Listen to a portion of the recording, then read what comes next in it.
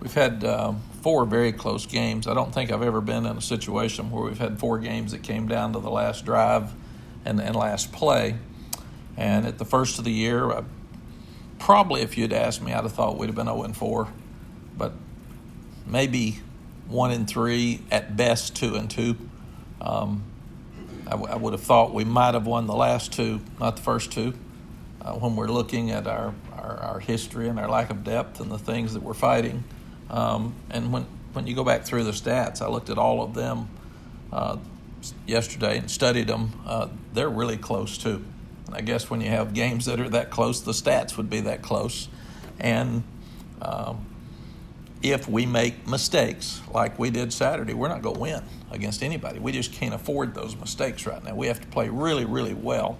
So a few things that I looked at is that number one on defense, and I will say that the guys are playing so hard. They played hard every play on Saturday, so they're not giving up, and that's why I think we're coming back. We just dig ourselves in a hole.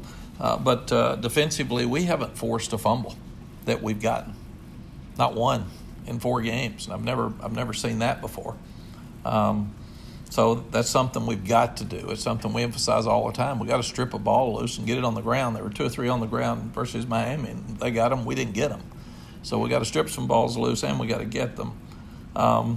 We've got to play better in sudden change situations.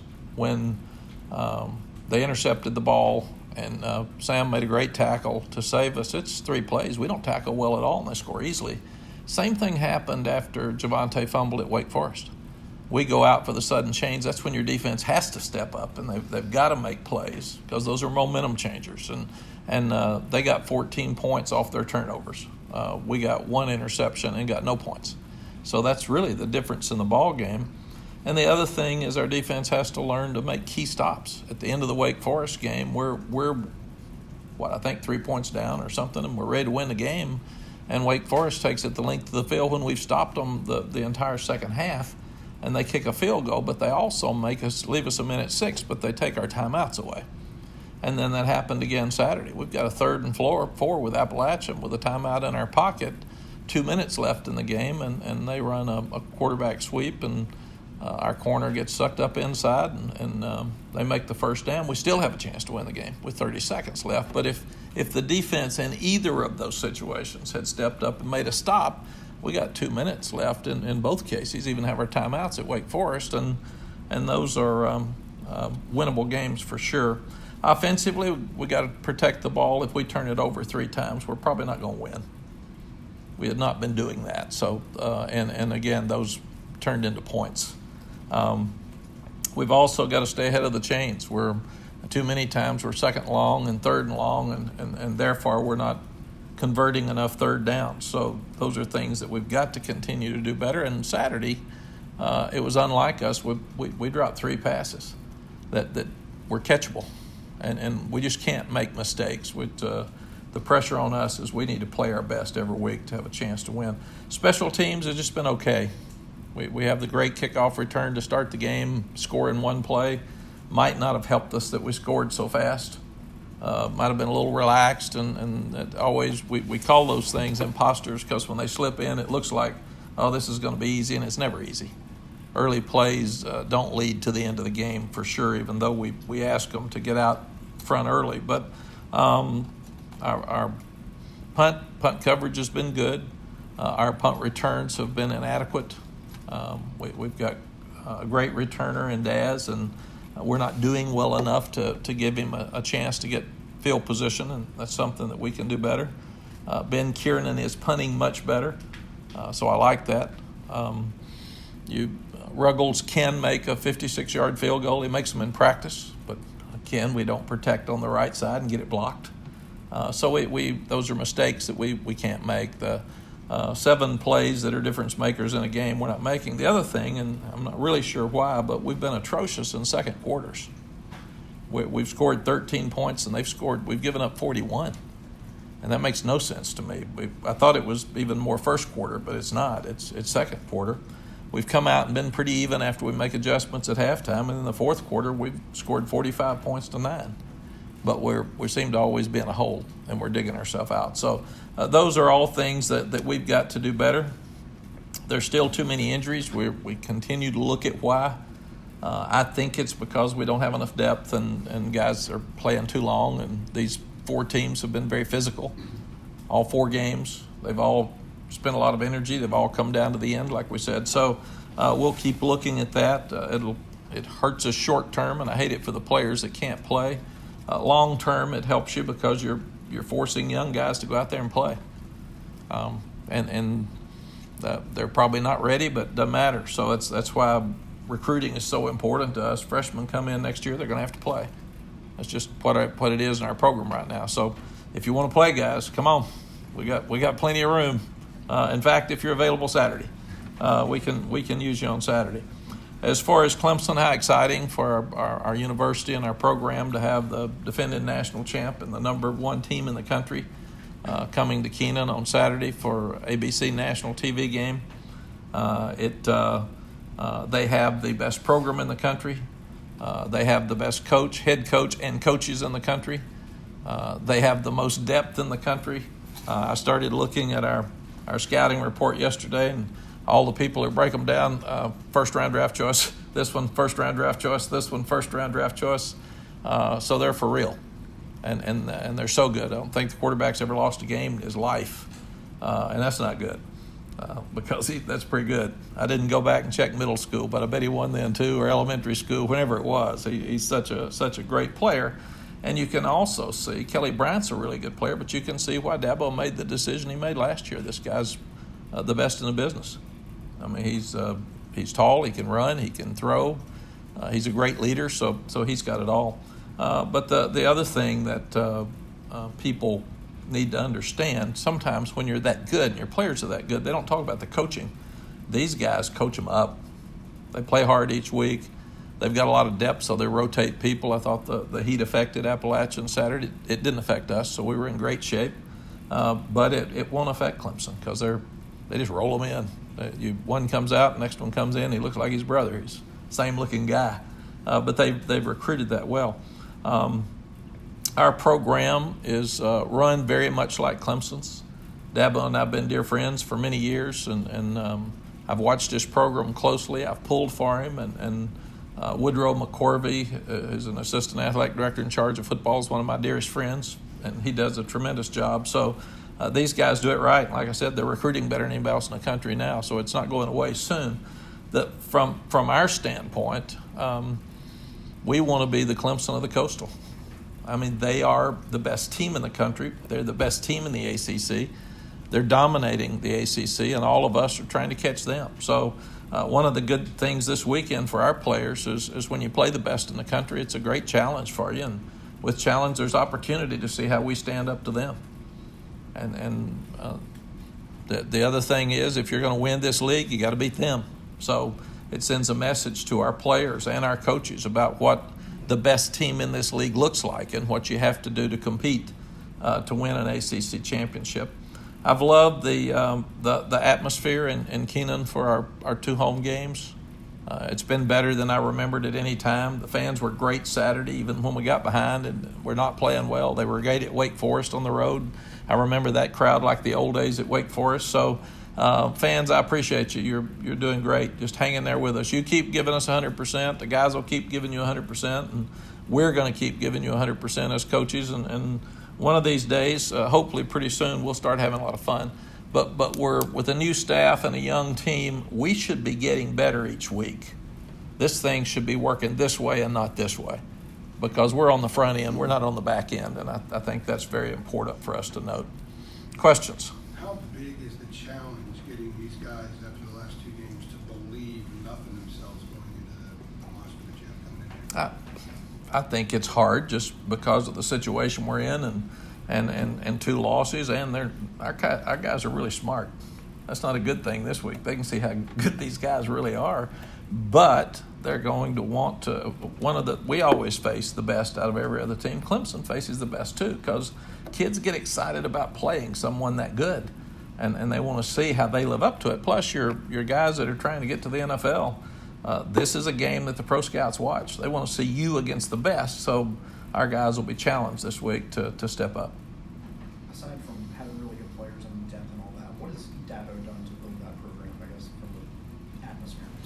he's made them believe. We went through the same process that he's going through. First, if you don't win all the games at home, you're not any good. Then when you win all the games but one, you can't win the big one. And then what they called it, Clemsoning or some stupid thing. Well, he can't win them all. He's just winning 12, which everybody in the world wanted but him. And then when you win them all, you're a great program, but you got to do it every year. So the pressure on them is that they cannot take their foot off the gas at any time. And the rest of us are trying to get back to that. And I remember it at Texas. You play the best effort from every team every week. And people will come in and say, North Carolina's no good. They can't beat you. And Dabo's going to say, these guys played hard. They were good enough to beat Miami. They were good enough to beat South Carolina. Obviously, they're good enough. So we've got to really be ready to play and all of that. But he's right. This is a week where the guys are going to play. They get ready to play. And in what way is your program run like Clemson's? And at what point did you decide we want to have a program like this? Well, Dabo came to see me before he ever took the full job. And Coach Gene Stallings is his mentor. And Coach Stallings is a dear friend of mine. And Woody McCorvey and I've known each other since I was the receiver coach at Southern Miss. He was the defensive backfield coach in the high school in Pensacola. And we recruited one of his players. We've been dear friends ever since. Woody's been a head coach, but he was the assistant head coach for Coach Stallings at Alabama.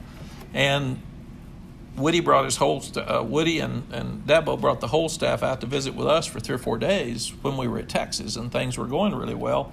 And Coach Stallings and I were a lot alike in our thoughts and process. So we just believe in the right things and the same things and do the same things. And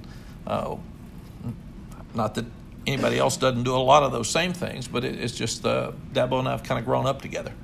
And I spoke to his charity a couple of years ago.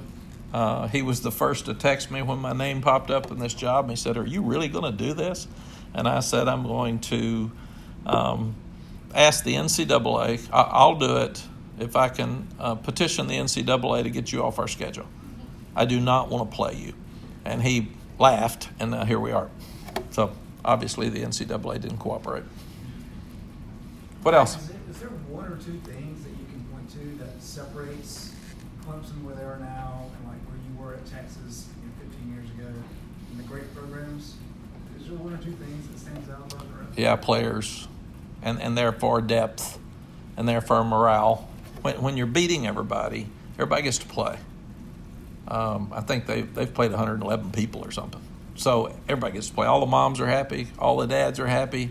Nobody gets hurt because they don't even play very long in a lot of games. We had all of our starters out usually after the first series of the third quarter in most of our games at Texas when we were really good. And I mean, everybody's happy. And everybody's fresh because they don't play that much. One thing you have to worry about is conditioning. They don't play enough in the games. You got to run them in practice. But that's the biggest thing. And then when you keep winning, you got happy players, and you got happy mamas, and you got happy dads, and then you got happy recruits because they come down to see them, and everybody's happy because everybody gets to play. So I think that's the biggest difference in the rest of us. The rest of us are trying to find enough healthy guys to get out there every Saturday, and these guys just roll them in and out. Mack, with the slow starts, I'm sure you evaluate everything. I'm curious, is there anything you guys are missing in scouting when you're preparing for a game and game prep? Because I mean, obviously you guys are doing a great job of adjusting, but it seems like I don't know if there's things you're not seeing on film that are coming into games and guys are not ready for it. Is there anything you're evaluating in how you prepare for a game? No, I think if you look at App State, the only thing you didn't know is what Ted Roof was going to do. You knew what Eli was going to do because he was at NC State last year as offensive coordinator, but Ted hadn't called him in a couple of years, so you weren't really sure what he would do different. We knew they wouldn't show anything against Charlotte or against East Tennessee. They could beat them without a lot of energy, and they could beat them without showing a lot, and we knew that. So we knew we'd see different things. When you look at Wake Forest, their offense is very, very difficult for a new defense to see because of that slow ride up inside, the fact that they're so unique, they're more like a military school with their running game, and that makes it really, really hard on your defense to prepare for 1 week. When you look at Miami, you had entirely new coaches. You didn't know. You knew pretty much what Manny would do on defense, but you didn't know what they were going to do on offense, because did they do at Alabama what Nick wanted, or did they do what the new coordinator wanted? And he hadn't been the boss for a couple of years, and South Carolina was kind of new with their offensive coordinator too. So I really think all of our coaches working together knew, and we've seen new things from unique things in each of our 4 starts is probably one of the reasons we started slower. Is there anything else you can point to? I mean, it sounds kind of simple to, hey, just start better, but it's more complicated Well, than that. you know, our starts haven't been as bad as our second quarters. Right. If you look at it, I think it's 33-27 has been the score at the end of the first quarter. I thought it was that. We were ahead of Miami 17-3. It's that second quarter that's killing us, and that makes no sense to me. I mean, it makes none. I've never seen a second quarter that's as miserable as ours. So that's the thing we've got to look at. The other thing that we have to think about, the more injuries you have, the simpler you get, because you're playing new guys. So you've got to really simplify everything you're doing. So really and truly, Phil and Jay can't be who they want to be right now. They've got to be what we can understand. With our injuries in the offensive line, we've had to simplify so much. We've had to take out a lot of protections and do what they can do best. Even on the first sack touchdown against Sam, that's the backside tackle not hinging when he didn't have anybody, or that's protected, and we either throw the ball away or have a big first down. Instead, it turns out to be a touchdown for them. So those are things we can correct, but it's a redshirt freshman offensive tackle that hadn't been in that situation before. Is 4 games enough to have some kind of explanation for the second quarters? No, if you got one. Please, anybody with suggestions, send them to me. Is there a common thread between why things have kind of gone the way they have? I don't think so. I think if we knew it, we'd correct it, and for 4 weeks we haven't. So that's why I kind of took a synopsis of the first 4 games yesterday and said, okay, let's figure out what have we done in these 4 games. We're happy with 2, and we're really sad with 2 others. Kids played hard. They did what they were supposed to do. Now what's the difference in winning? And I think the biggest thing is that we've got to do a better job of making sure that we continue to sell the players on fundamentals. We shouldn't have a corner inside with a quarterback keeping it outside. That we can correct. We've got to get more pressure on the quarterback. Don't know that we can do that. We're trying. We got to strip more balls. Well, when you're fighting to get to the ball, you're fighting to hang on and make a tackle, you're usually not thinking about stripping. So we've got to figure out how we can do those things better. We've been taking care of the ball so well that hadn't been an issue.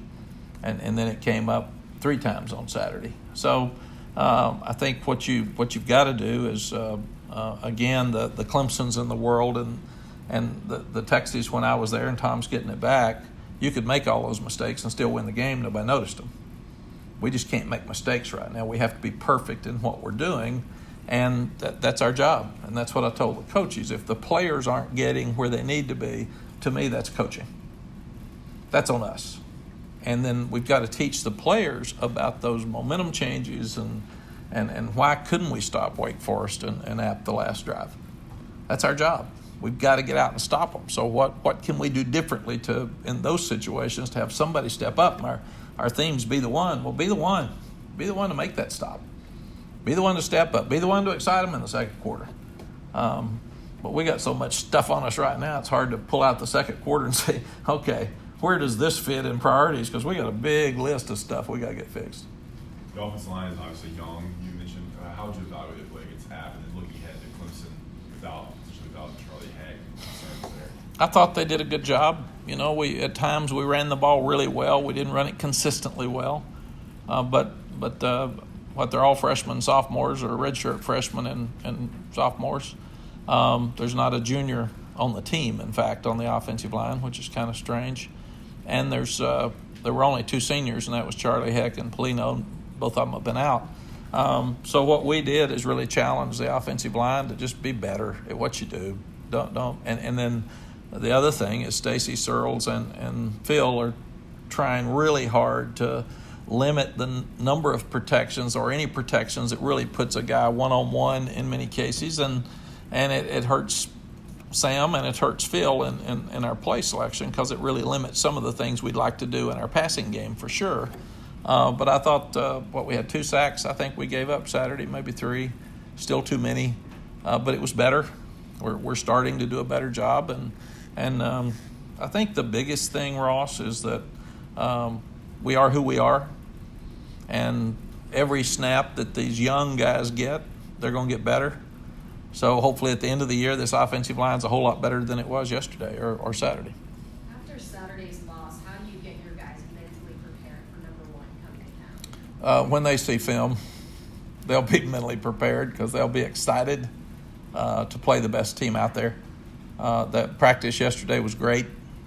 They're excited, so that will not be an issue. Playing them will be an issue. Getting ready to play them will not be. Pre-game talk this week will not be a big deal. Clemson will give us the pre-game talk about what they've done on the field. I think Clemson opened up was 29.5 on favorites. I'm sure your players have probably seen it. What do you think about that? I think they're real good.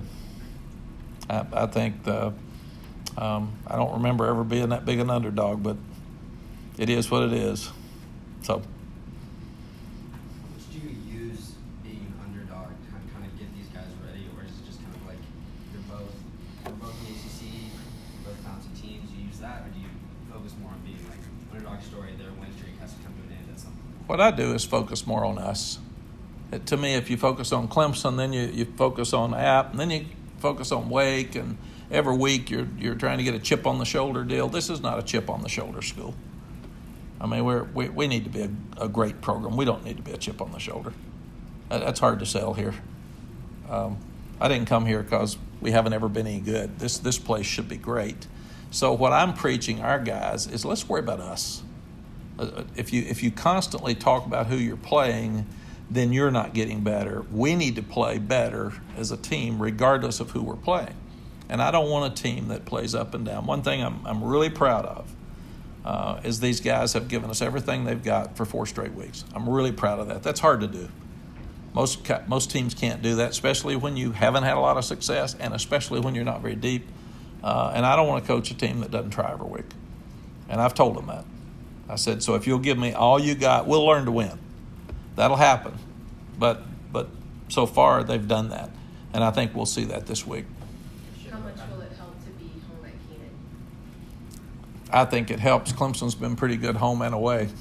I don't think it bothers them very much. And in fact, they'll have so many fans here.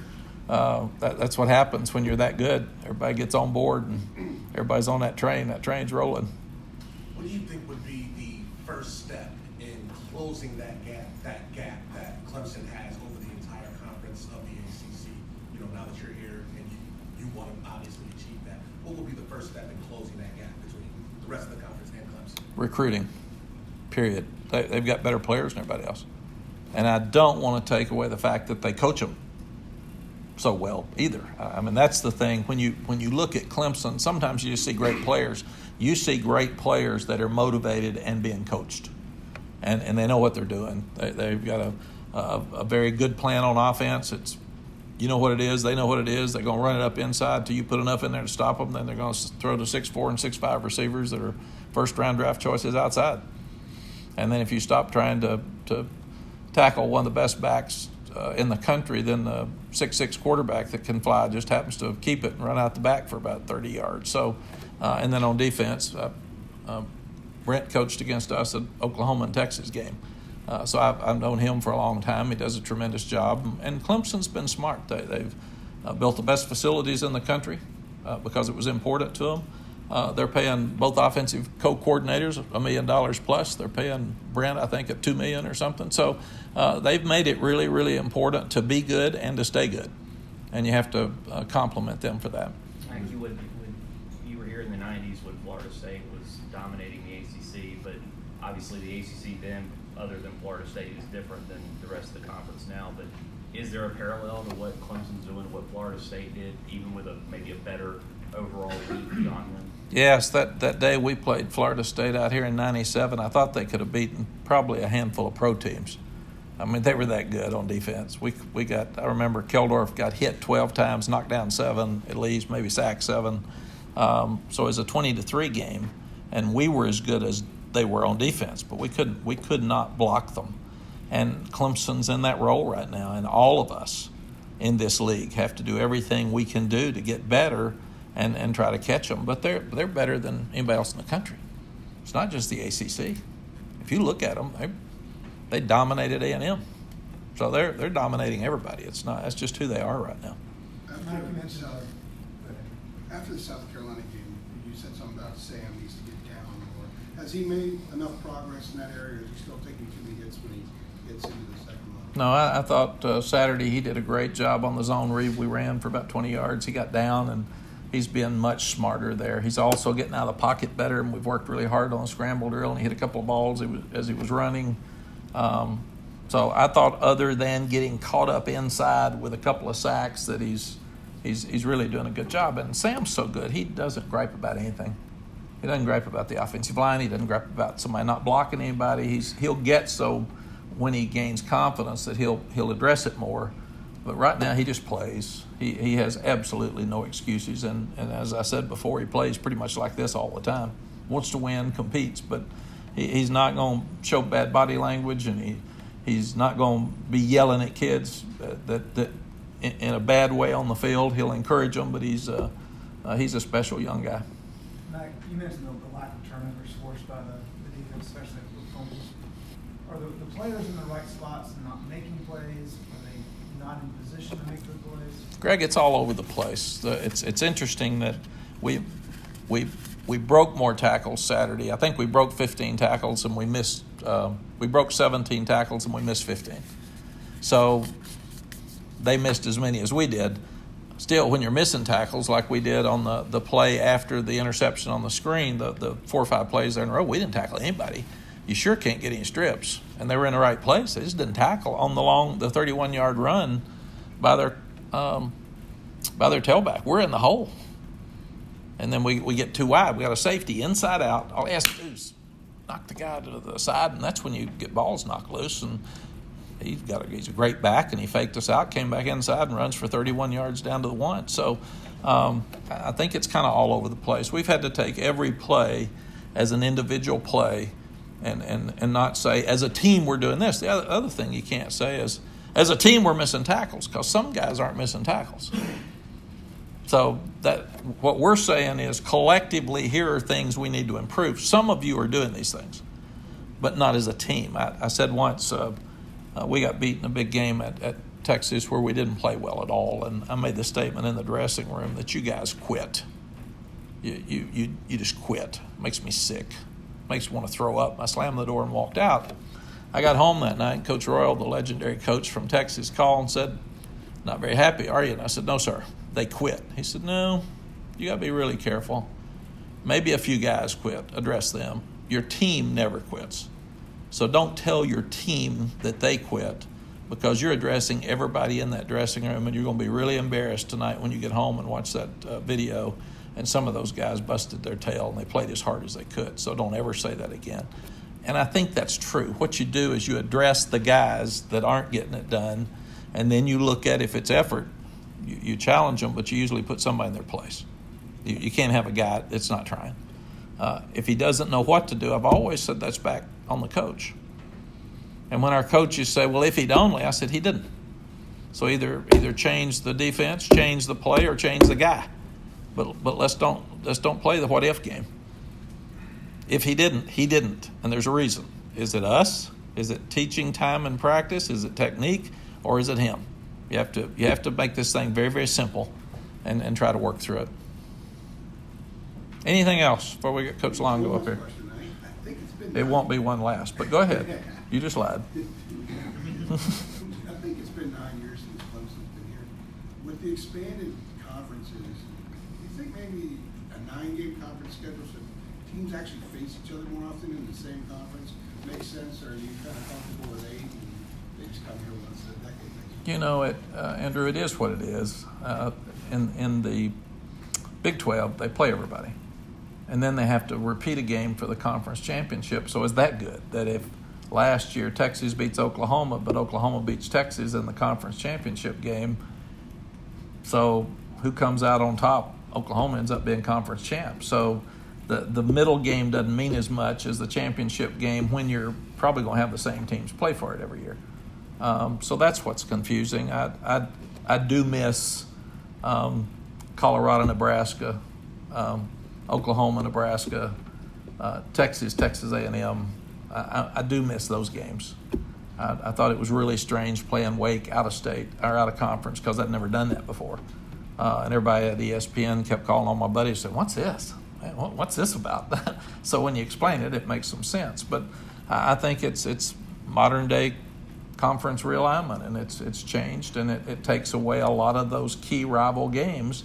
And I am seeing a little bit of a trend that people are trying to go back and play some of those games now, even though they're not counted as a conference championship game. I think Colorado and Nebraska played a couple of weeks ago, and that was a huge rival for Colorado, at least at that time. And then I think Nebraska and Oklahoma are going to play again.